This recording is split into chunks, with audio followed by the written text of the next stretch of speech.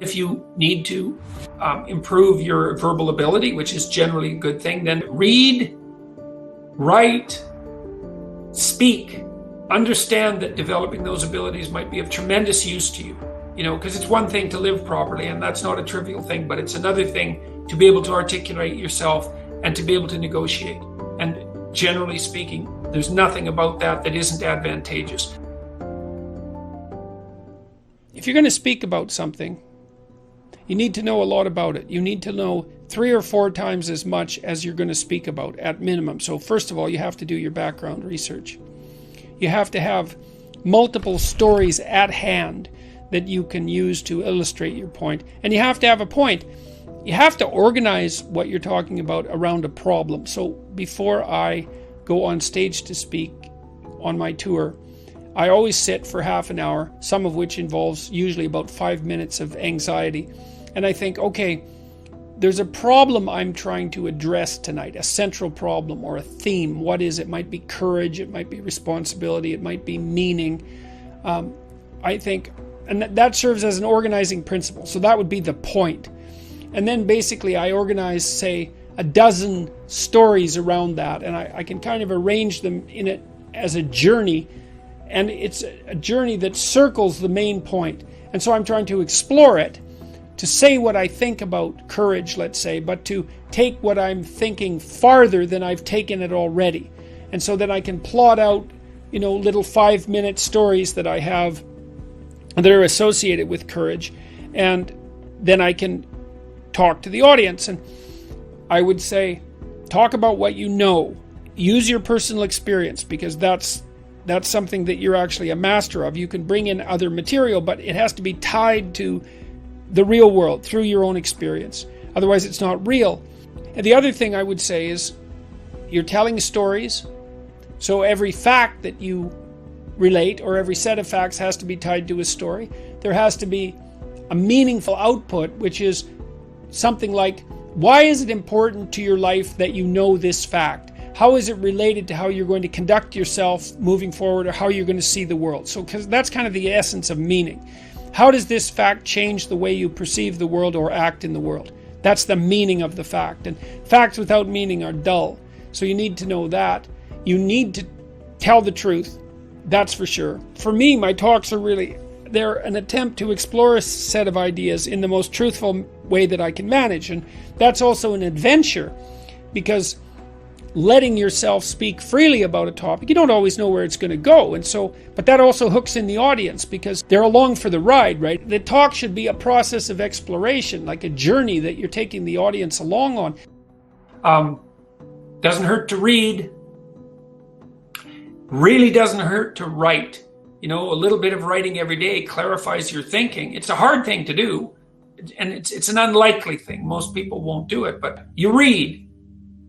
You think, you write. The reason you write is because writing forces you to articulate your thoughts. It organizes your brain around whatever it is that you're writing about. And one of the easiest ways to write, there isn't any real easy way, but one of the easiest ways to write is to write down a problem. It's like, well, what problem is bothering me?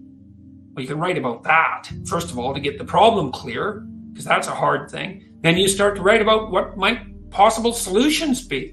And you fight with those solutions, because, you want to kill off the stupid ones. And then, maybe you need to learn to speak more fluently. Maybe you could try a class in improvisation. And maybe that's too daunting. You could join a speakers club like Toastmasters. You could try talking more at dinner parties a little bit more once you formulate your thoughts. You have to be willing to be somewhat of a bumbling fool to begin with, right? Because you're going to not, and maybe your verbal skills are better than you think they are, and you're just self-conscious. But you have to practice putting yourself forward a little bit. And tentatively, you can do a lot of that, a lot of that initial learning how to interact with people, though, by asking them questions about what they think and then responding, instead of being too concerned about putting your own point forward. And even introverted and anxious people can learn to do that. Those are learnable skills. It's not easy, but you can manage it. You can also speak carefully, and listen to what you're saying, and only try to say things that you think are true. That's also unbelievably useful. You have to feel that out. Like, is this really what I believe, or am I putting it forward because I want to look good, or I want to dominate, or I want to express obliquely an emotion that I'm too cowardly to come out and confront directly, or am I being manipulative? There's lots of reasons that people use language, but what you really should use it for is to state what you believe to be true, and then to let the consequences of that unfold.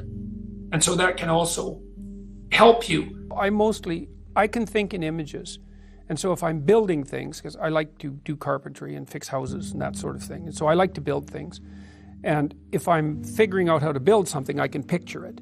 And so I can think in pictures. But I don't usually think in pictures. I usually think in words. And I think pretty formally in words. Yeah, basically what you do, and this is really what you do when you think, is if thinking is an internalized conversation, which at least is one form of thinking, is that you spin off avatars of yourself, and you say, well, you take this position, and you take this position, and you take this position, and then you have each fictional part of yourself lay out the argument and argue it through. And then you also have to have something to think about. You have to have been working on this material. I've been working on the stuff I talk about for 30 years, for tens of thousands of hours.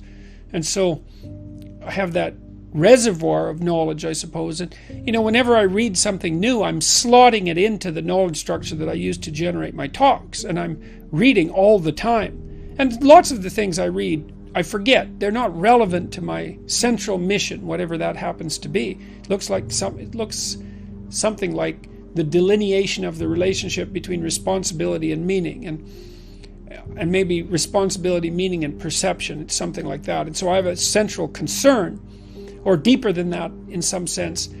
My central concern was how to ensure personally that if I was tempted in a situation like the situations that arose in the Soviet Union and Nazi Germany, that I wouldn't fall prey to those totalitarian systems and act in the reprehensible manner that so many people acted in. That's really been a driving concern of mine. And that bleeds over into the relationship between meaning and responsibility and perception. So there's a core set of problems that I'm working on, and every talk is an attempt to further develop those. So you also have to have a problem, You think, well, you don't want to have a problem. It's like, yeah, you do. You've got problems anyways. If you're alive, you've got problems. Pick one of them. It can be your problem, and that can be the problem you try to address, whatever that happens to be.